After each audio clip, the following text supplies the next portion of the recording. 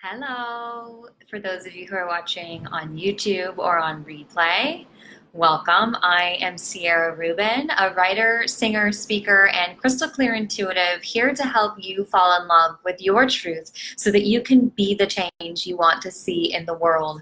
Today, we are talking about gatekeepers, how to know if your spiritual teacher is a gatekeeper, and what is that? And what can you do about it if you discover that you have come into contact with one? So this is something that is somewhat of a sensitive topic for me and for several people. Hello there. And hey, Anna, what's up, girl? I'm also going to open, for those of you who are watching this live, open the app because that seems to help with me being able to see people's comments. So let's see here. I'm going to go into the group and check out the live broadcast here. Here we go. I don't know if it's even told me that I'm live. Told me that I'm live. Hello, if you are here, please say hi into the chat. Thank you for being here with me. I want to dive into the content pretty quickly today here. Hello, on lunch break. Okay, cool. Thanks for popping in. I appreciate it. Hello there. Okay. Here we go. I'll say welcome. Okay, now I can see the comments in live real time. Hi, Christina. What's up, girl? Welcome in. Welcome in. Okay, so let's dive into it, shall we? What is a gatekeeper, first of all? What even is that? And so a gatekeeper is a spiritual teacher who has narcissistic tendencies. A gatekeeper is a guru of sorts, or they call themselves a guru of sorts. A gatekeeper is a spiritual teacher that engages in certain types of behavior that is ultimately, I would say, not healthy. And I know this because I've experienced them, and more so I know this because I have participated in this type of behavior before.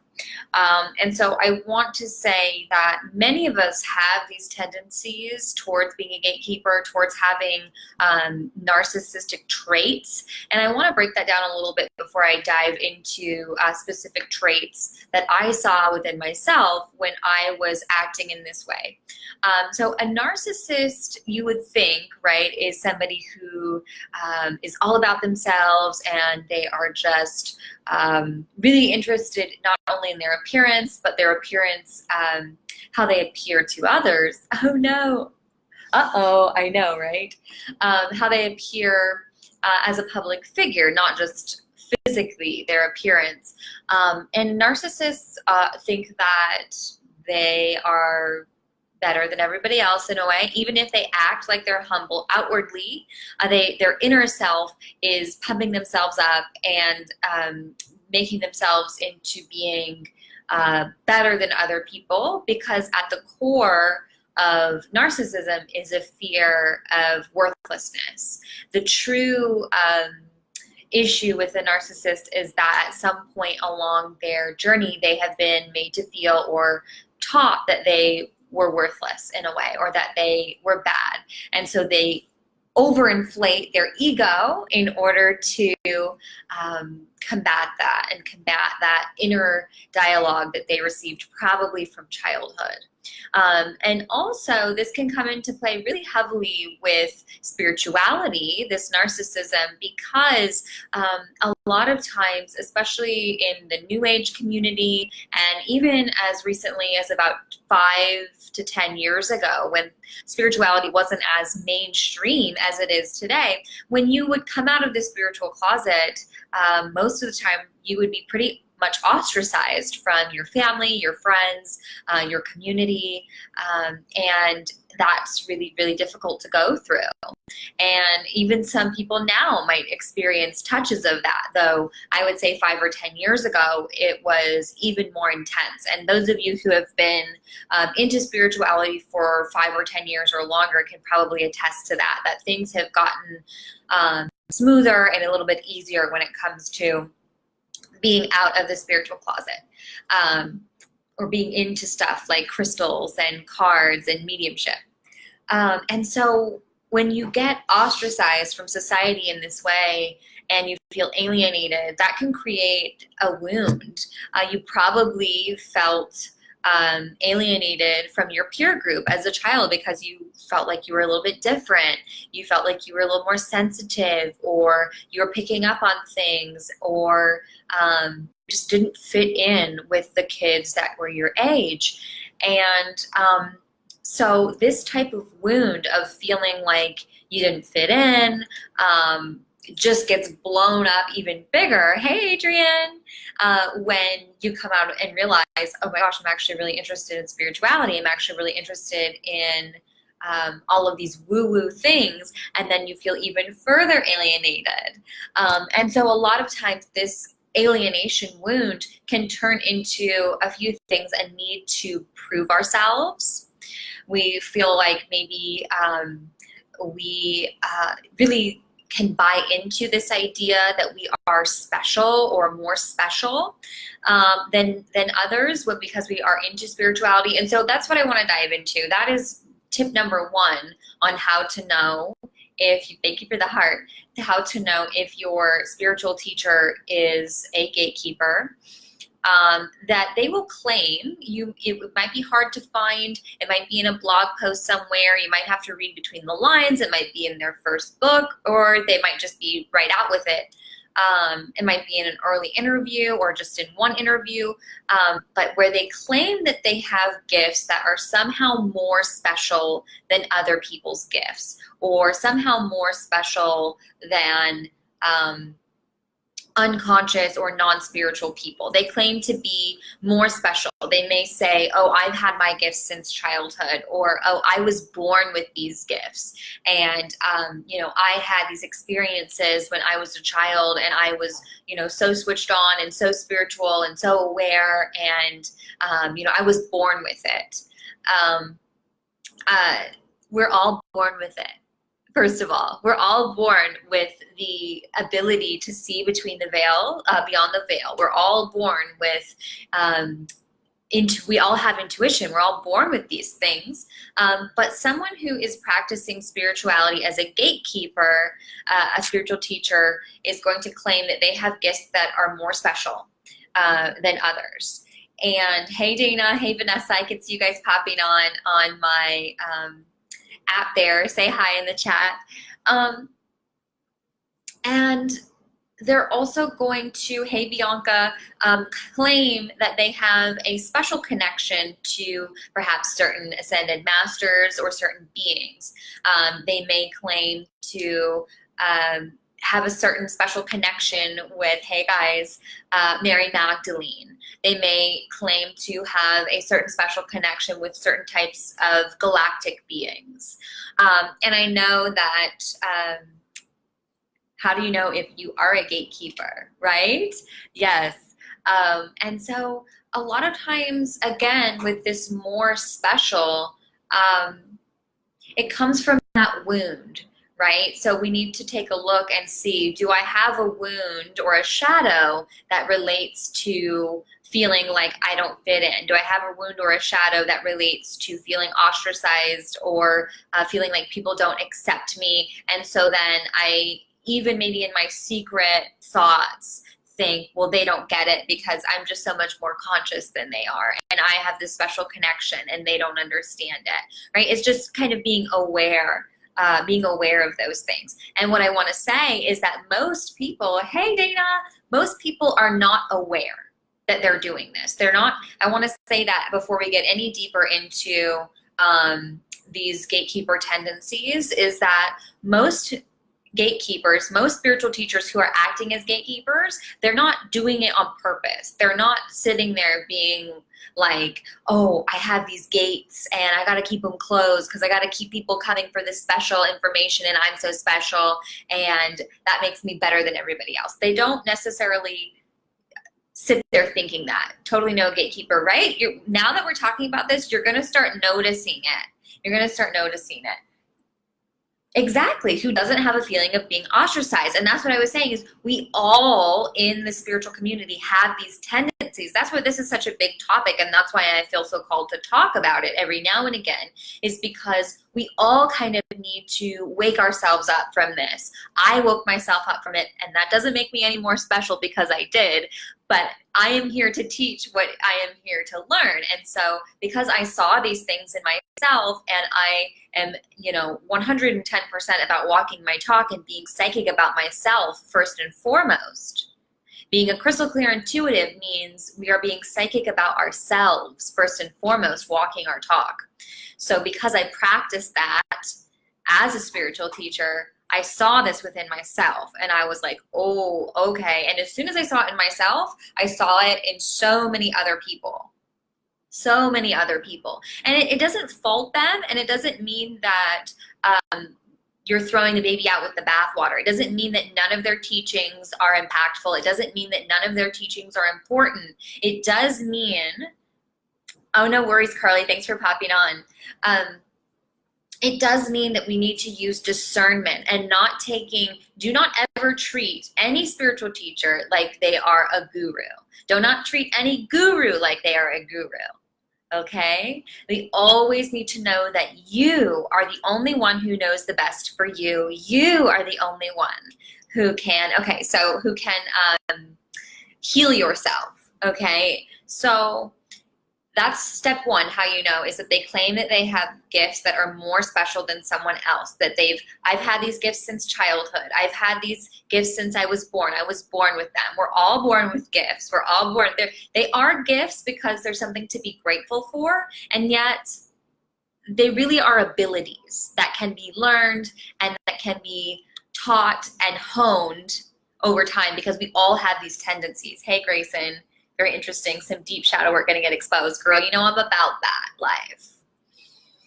So you are your own guru. Exactly, Bianca. Absolutely.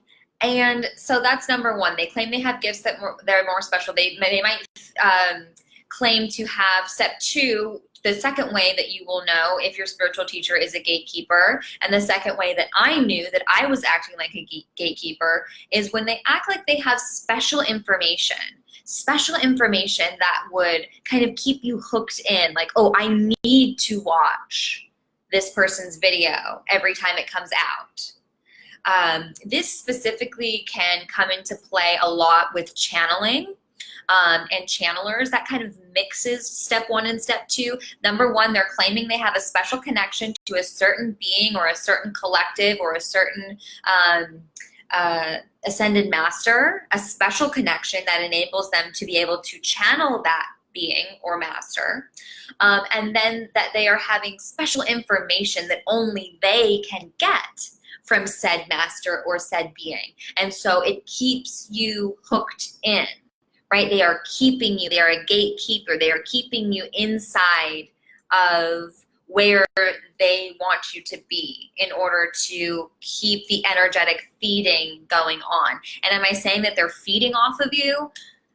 Now let's not get into victim mode, let's not get into victim mentality, let's not get into attack thoughts. Let's not get into this whole energy vampire thing.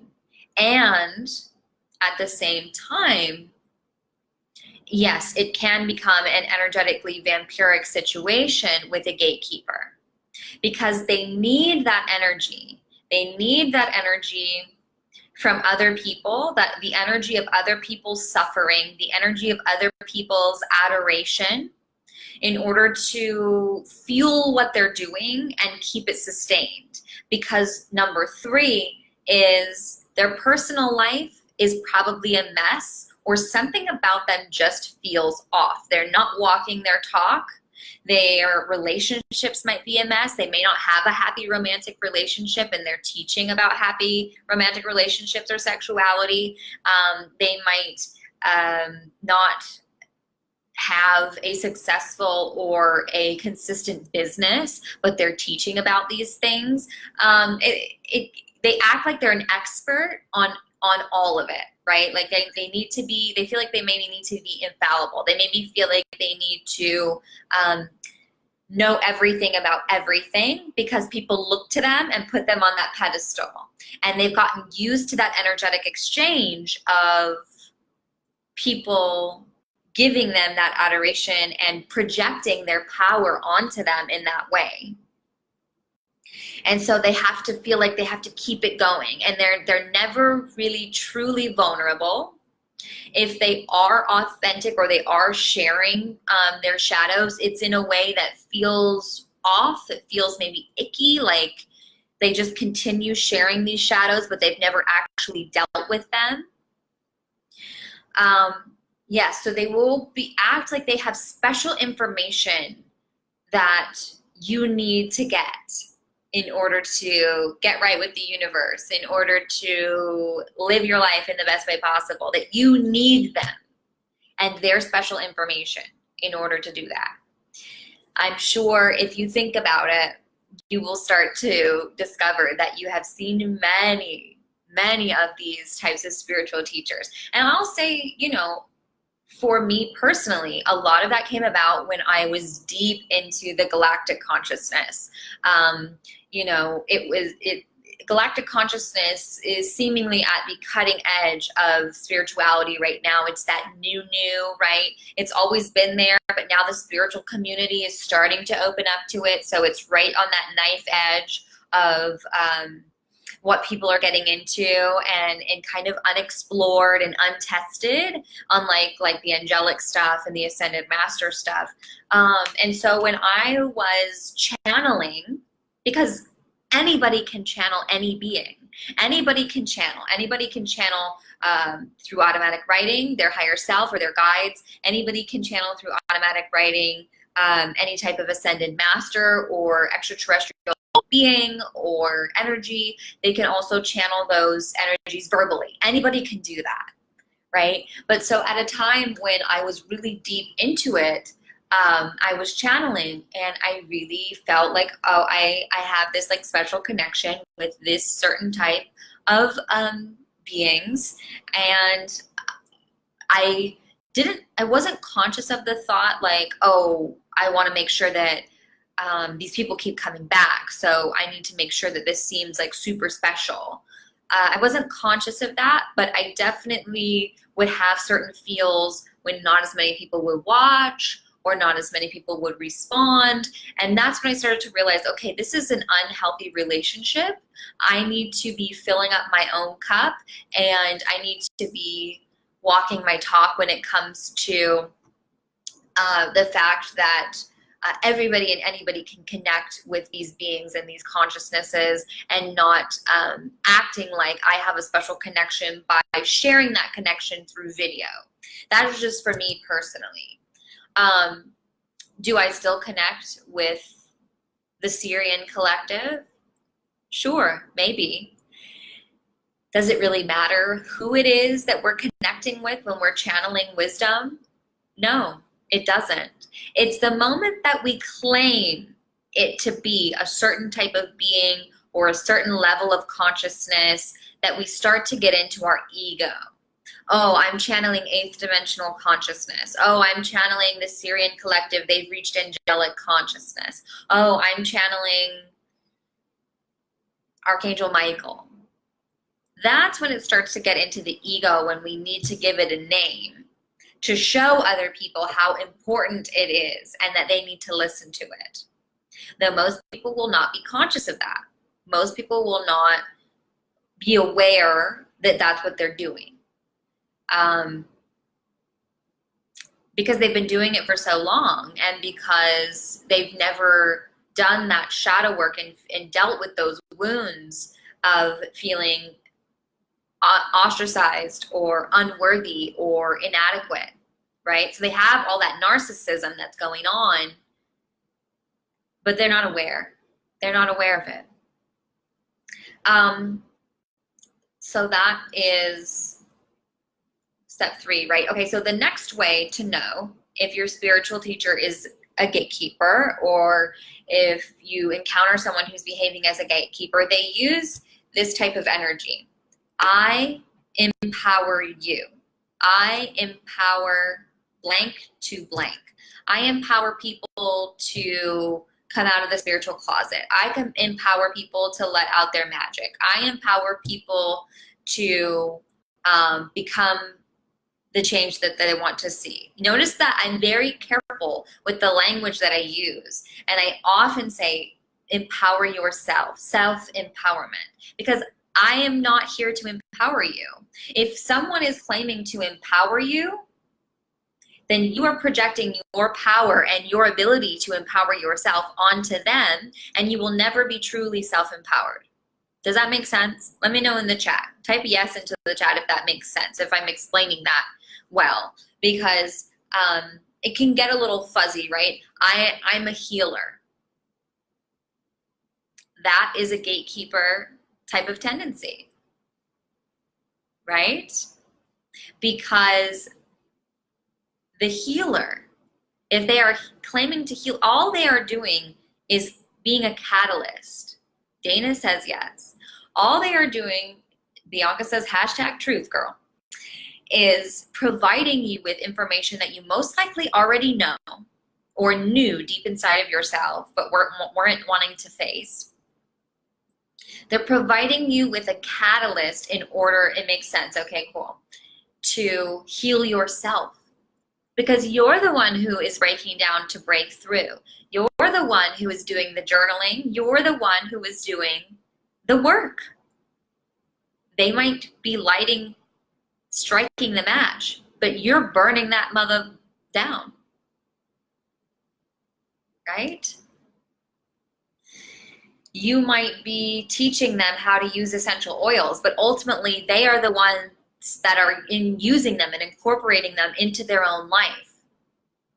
They are healing themselves. You are healing yourself. No one can heal you.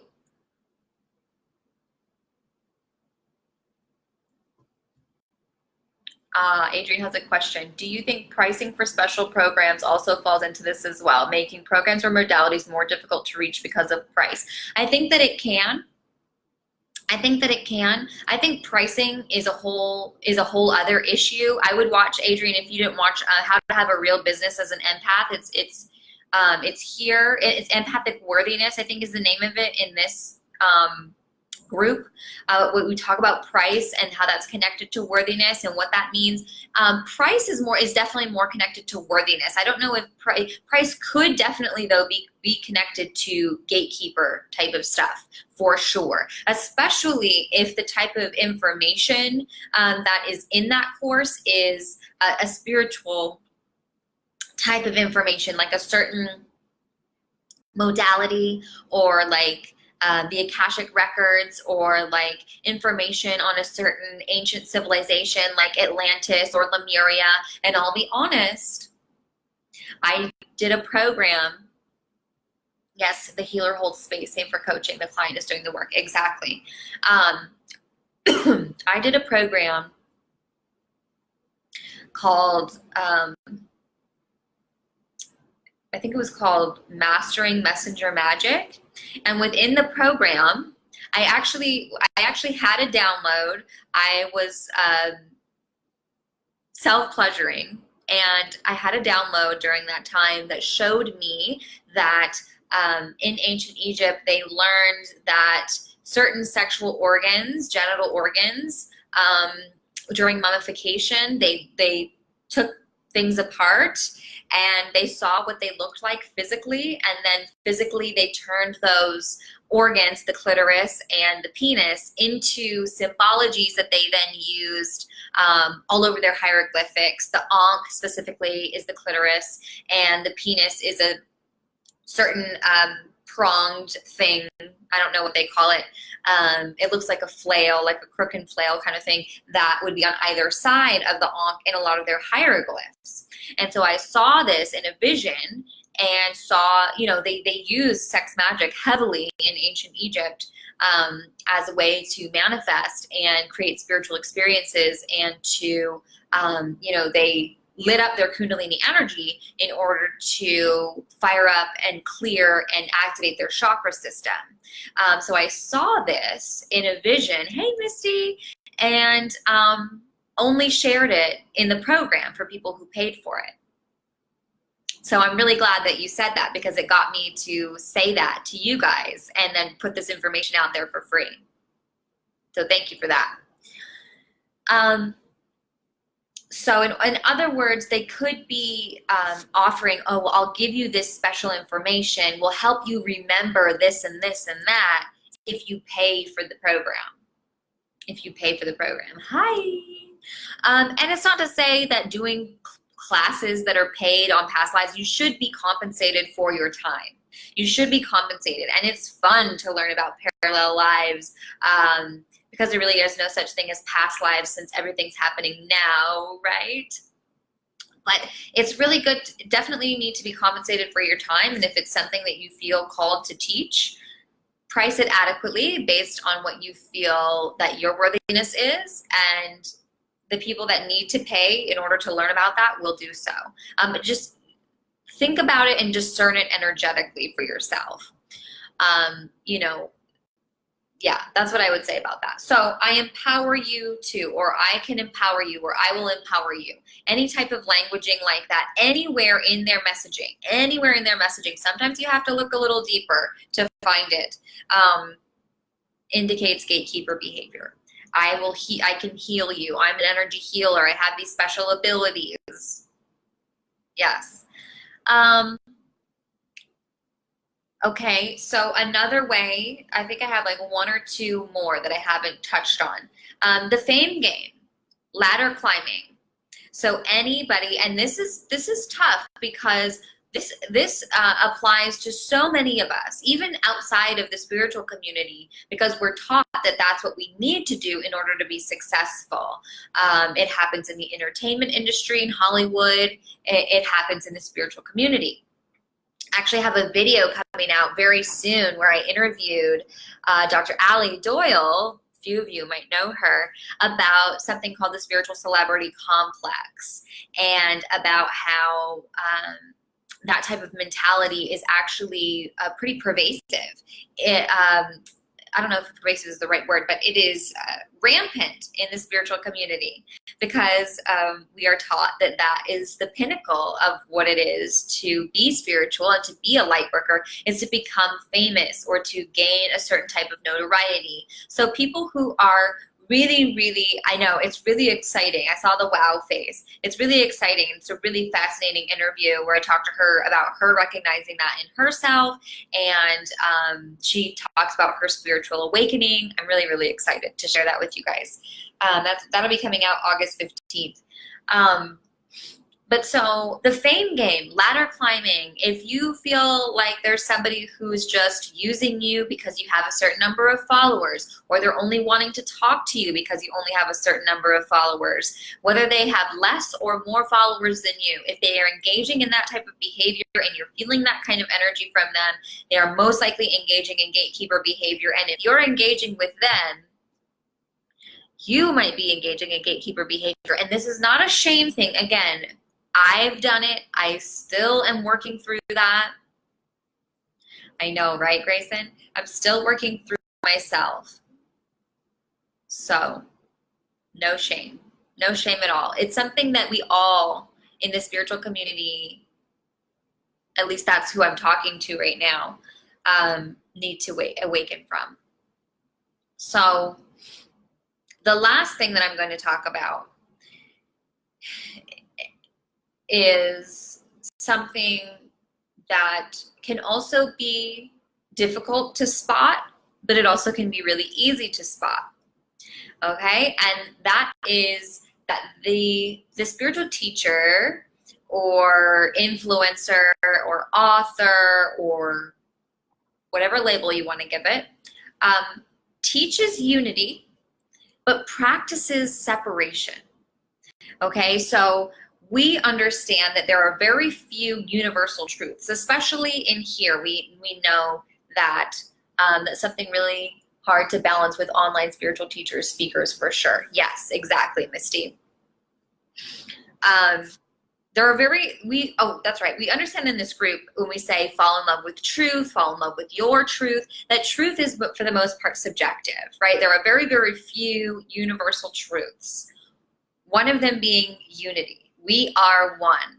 We are one. At a level of consciousness, we are one being. And when you really start to try to integrate that idea into your life, it's difficult. Because why would I want to be one with that person? I don't agree with that person. That person seems actually bad to me. Actually, that certain person seems evil to me. I don't want to be one with them. But you are. And they're showing you something about your humanity that you need to forgive within yourself. They might be amplifying that something. But there's something within our humanity that needs to be seen and is being expressed through that person or through that figure or archetype. And so when we teach unity, unity is not subjective. If there is, say, a guru or a spiritual teacher that is preaching unconditional love or teaching unconditional love, teaching kindness, teaching compassion, but then you find out, this is something I found out about a certain spiritual teacher, I'm not naming any names, a very, very prominent one, that they are talking about unconditional love and compassion and kindness, and at the same time, they are creating a special community of an intentional community, they call it, of certain people who are preparing for, in the event that the world has some kind of catastrophe where all of the unconscious people are wiped from the earth. Has anybody heard this type of narrative? A mass disaster, or several mass disasters, or several series of events that somehow wipes the people who are not going to ascend from the planet? This type of stuff goes on. This type of rhetoric goes on, right? And why are those people more special? Why are those people more worthy? Because the rapture, right? Or the event, right? That they're more worthy than other people because they're conscious, or they became conscious more quickly, or they reached a certain level of consciousness. They're all vegan, whatever, right? And I was guilty of something like that too. Feeling, even internally, even somewhat unconsciously, more spiritual or superior to other people, cults in the making, right? To other people, because I became conscious first, comparatively, to the masses. So what? What a gift. What a gift it is to be conscious. You've been seeing a lot about some event, right? So the people who've been carrying forward the knowledge, the people who have maybe been doing it for a long time before it was cool, before, things got mainstream and celebrities started using crystals, they still have that wound, right? And we want instant gratification in our society a lot of times. And so the thought of having some instant event that just wham, bam, thank you, ma'am, everybody's conscious now. And they're having to process all their shadows at once because I've been working on mine for years, so sorry about ya. Whew. It seems like it would be like easier, right? But certainly not sustainable. And certainly would cause mass chaos. And even more than that, on a soul level, on a higher self, oversoul type of level, when you consider the insignificance of time and how short a lifetime truly is, because we've lived a lot of them. We're living a lot of them right now. How boring would that be? How boring would that be to just all of a sudden, oh, it's done. It's done. We're ascended now. I don't think so. That sounds pretty boring to my soul. When you consider infinity, that you are infinite and I am infinite, and that I am existing in many, many lifetimes on this planet and on other planets and in other star systems. When you consider the amount of karma, the amount of galactic integration that is going on planet Earth, that would be so boring if just all of a sudden everything switched. If we're truly integrating infinity and unity, right? Now, it might seem to us, to our ego self, our human self, right now in this life, like, oh my gosh, that's going to take forever. Like, am I even going to be alive when I see the new Earth? Right? But we are infinite. And nothing worth having is ever really that easy. Right? Misty said this is a lifetime journey. We're all just walking each other home to ourself and oneness. Spiritual work is never done in this lifetime. Exactly. Exactly. And speaking from when I was channeling and do connect with my higher self, my guides, does it really matter? They have said that even once we reach the fifth dimension, that's only the beginning. That's only the beginning. We think it's a destination, right? We're so linearly focused and we're used to that, right? And we're like, okay, we're in 3D, but we have 4D tendencies and we're going to be in 5D by the time we're like 60, right? So like we're going to get there. And we might, but it's only the beginning. It's only the beginning of what is possible. The universe is ever expanding and ever contracting. There is no beginning and there is no end. And there is infinite possibility and no time.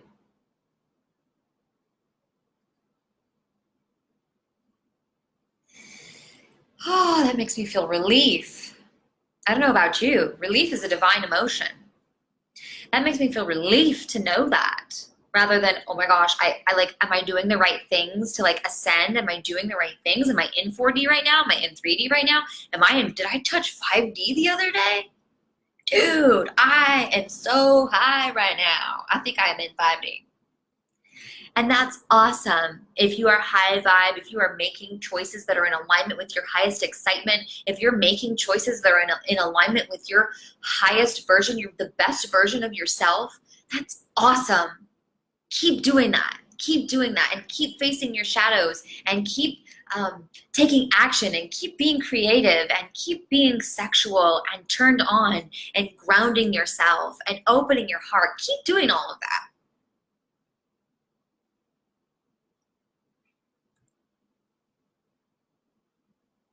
Because I'm like, whoa, Ciara, don't go to the other end of the spectrum where you're now being judgy about the spiritual people. Because they're just on their own journey too. Right? But so if you teach unity, but you practice separation, if you think that things will change by only unifying with the people that you agree with, if you think that things will change by moving and shaking and shouting down things and people outside of yourself, the only way that the human race will come to unity is when all of its individuals come into unity with themselves, or the vast majority. Because the new earth is simply a complete change of the consciousness of the collective of the planet Earth, right? Because we create our reality. Our consciousness creates the physical reality that we see. Consciousness has shifted. That's when we're going to see that reflected out on our planet. When the consciousness has shifted. When your consciousness has shifted, you've done some shadow work, girlfriend. You see your life starts to get better. You see the opportunities coming faster. You see yourself up leveling and given those opportunities to continue to do so. As you shift, your reality shifts. Your opportunities and the life you have shift. Right? And so as individuals, we continue to do this. We inspire and teach others how to do this for themselves. Right? And it's not that instant gratification of an event or everybody's going to die off and just the spiritual community is going to be left singing Kumbaya and slinging tarot cards. We've got to get over that. Right? So that is all I have to say about that for now. That's all I have to say about that. Mama always said, what did she say? Magic is what something is as something does. I don't know. That was a good movie. You guys are awesome. I hope that you have enjoyed this broadcast and this video if you're watching this on replay or on YouTube.